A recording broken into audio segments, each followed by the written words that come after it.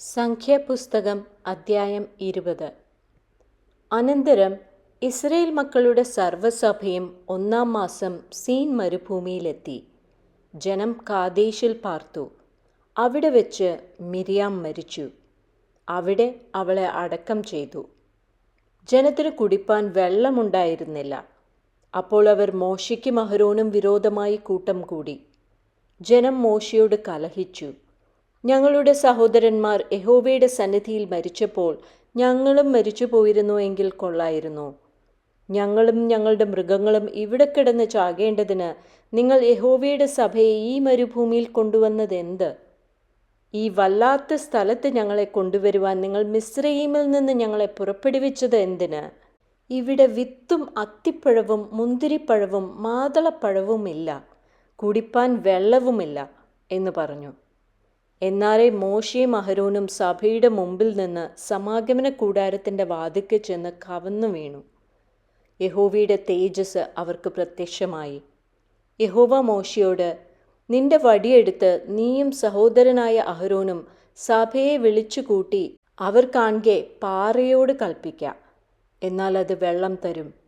പാറയിൽ നിന്ന് അവർക്ക് വെള്ളം പുറപ്പെടുവിച്ച് ജനത്തിനും അവരുടെ കന്നുകാലികൾക്കും കുടിപ്പാൻ കൊടുക്കണം എന്ന് അരുളി ചെയ്തു. തന്നോട് കൽപ്പിച്ചതുപോലെ മോശെ യഹോവയുടെ സന്നിധിയിൽ നിന്ന് വടിയെടുത്തു. മോശയും അഹരോനും പാറയുടെ അടുക്കൽ സഭയെ വിളിച്ചുകൂട്ടി അവരോട്, മത്സരികളെ കേൾപ്പിൻ, ഈ പാറയിൽ നിന്ന് ഞങ്ങൾ നിങ്ങൾക്ക് വേണ്ടി വെള്ളം പുറപ്പെടുവിക്കുമോ എന്ന് പറഞ്ഞു. മോശ കൈ ഉയർത്തി വടി കൊണ്ട് പാറയെ 2 പ്രാവശ്യം അടിച്ചു. വളരെ വെള്ളം പുറപ്പെട്ടു. ജനവും അവരുടെ കന്നുകാലികളും കുടിച്ചു. പിന്നെ യഹോവ മോശയോടും അഹരോനോടും, നിങ്ങൾ ഇസ്രായേൽ മക്കൾ കാൺകെ എന്നെ ശുദ്ധീകരിപ്പാൻ തക്കവണ്ണം എന്നെ വിശ്വസിക്കാതിരുന്നതുകൊണ്ട് നിങ്ങൾ ഈ സഭയെ ഞാൻ അവർക്ക് കൊടുത്തിരിക്കുന്ന ദേശത്തേക്ക് കൊണ്ടുപോകുകയില്ല എന്ന് അരുളി ചെയ്തു. ഇത് ഇസ്രായേൽ മക്കൾ യഹോവയോട് കലഹിച്ചതും അവർ അവരിൽ ശുദ്ധീകരിക്കപ്പെട്ടതുമായ കലഹജലം. അനന്തരം മോശ കാദേശിൽ നിന്ന് എദോം രാജാവിൻ്റെ അടുക്കൽ ദൂതന്മാരെ അയച്ചു പറയിച്ചത്, നിന്റെ സഹോദരനായ ഇസ്രായേൽ ഇപ്രകാരം പറയുന്നു, ഞങ്ങൾക്കുണ്ടായ കഷ്ടതയൊക്കെയും നീ അറിഞ്ഞിരിക്കുന്നുവല്ലോ. ഞങ്ങളുടെ പിതാക്കന്മാർ മിസ്രയീമിൽ പോയി ഏറിയ കാലം പാർത്തു. മിസ്രയീമ്യർ ഞങ്ങളെയും ഞങ്ങളുടെ പിതാക്കന്മാരെയും പീഡിപ്പിച്ചു. ഞങ്ങൾ യഹോവയോട് നിലവിളിച്ചപ്പോൾ അവൻ ഞങ്ങളുടെ നിലവിളി കേട്ട് ഒരു ദൂതനെ അയച്ച് ഞങ്ങളെ മിസ്രയീമിൽ നിന്ന് പുറപ്പെടുവിച്ചു. ഞങ്ങൾ നിന്റെ അതിരിങ്കലുള്ള പട്ടണമായ കാദേശിൽ എത്തിയിരിക്കുന്നു. ഞങ്ങൾ നിന്റെ ദേശത്തുകൂടെ കടന്നു പോകുവാൻ അനുവദിക്കണമേ. ഞങ്ങൾ വയലിലോ മുന്തിരിത്തോട്ടത്തിലോ കയറുകയില്ല, കിണറ്റിലെ വെള്ളം കുടിക്കുകയുമില്ല. ഞങ്ങൾ രാജപാതയിൽ കൂടി തന്നെ നടക്കും. അതിൻ്റെ അതിർ കഴിയും വരെ ഇടത്തോട്ടോ വലത്തോട്ടോ തിരിയുകയുമില്ല. ഏദോം അവനോട്, നീ എൻ്റെ നാട്ടിൽ കൂടി കടക്കരുത്, കടന്നാൽ ഞാൻ വാളുമായി നിന്റെ നേരെ പുറപ്പെടും എന്ന് പറഞ്ഞു. അതിന് ഇസ്രായേൽ മക്കൾ അവനോട്, ഞങ്ങൾ പെരുവഴിയിൽ കൂടി പോയിക്കൊള്ളാം. ഞാനും എൻ്റെ കന്നുകാലിയും നിന്റെ വെള്ളം കുടിച്ചു പോയാൽ അതിൻ്റെ വില തരാം. കാൽനടയായി കടന്നു പോകണമെന്നല്ലാതെ മറ്റൊന്നും എനിക്ക് വേണ്ട എന്ന് പറഞ്ഞു. അതിന് അവൻ, നീ കടന്നു പോകരുത് എന്ന് പറഞ്ഞു. ഏദോം ബഹുസൈന്യത്തോടും ബലമുള്ള കൈയോടും കൂടെ അവൻ്റെ നേരെ പുറപ്പെട്ടു.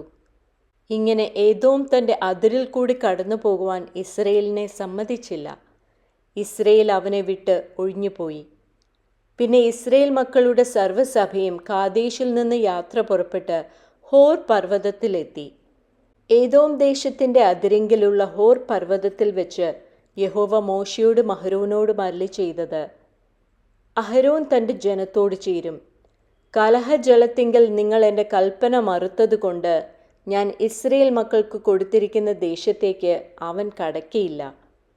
അഹരോനെയും അവൻ്റെ മകനായ എലെയാസാരിനെയും കൂട്ടി അവരെ ഹോർ പർവ്വതത്തിൽ കൊണ്ടുചെന്ന് അഹരോൻ്റെ വസ്ത്രമൂരി അവൻ്റെ മകനായ എലെയാസാരിനെ ധരിപ്പിക്കണം. അഹരോൻ അവിടെ വെച്ച് മരിച്ച് തൻ്റെ ജനത്തോട് ചേരും. യഹോവ കൽപ്പിച്ചതുപോലെ മോശ ചെയ്തു. സർവ്വസഭയും കാൺകെ അവർ ഹോർ പർവ്വതത്തിൽ കയറി. മോശ അഹരോൻ്റെ വസ്ത്രമൂരി അവൻ്റെ മകനായ എലെയാസാരിനെ ധരിപ്പിച്ചു. അഹരോൻ അവിടെ പർവ്വതത്തിൻ്റെ മുകളിൽ വെച്ച് മരിച്ചു. മോശയും എലെയാസാരും പർവ്വതത്തിൽ നിന്ന് ഇറങ്ങി വന്നു. അഹരോൻ മരിച്ചുപോയി എന്ന് സഭയെല്ലാം അറിഞ്ഞപ്പോൾ ഇസ്രയേൽ ഗൃഹമൊക്കെയും അഹരോനെക്കുറിച്ച് 30 ദിവസം വിലാപിച്ചു കൊണ്ടിരുന്നു.